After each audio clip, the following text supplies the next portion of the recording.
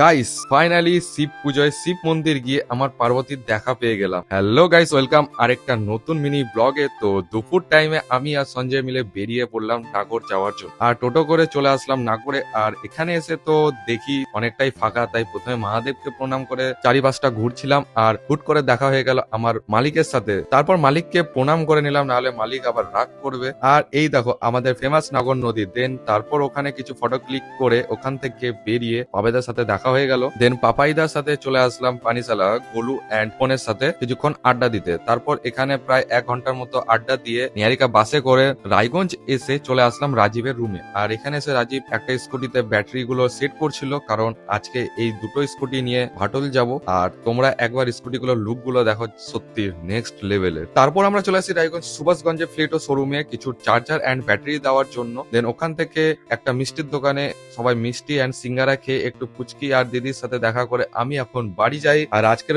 ব্লগটা কেমন লাগলো সেটা অবশ্যই কমেন্টে বলতে ভুলো না। আর সবাই কমেন্টে অবশ্যই হর হর মহাদেব ভুলো না। তো আর কি, চলো লাইক শেয়ার সাবস্ক্রাইব আর ফলো করে পাশে থাকো। তো আর কি, টাটা।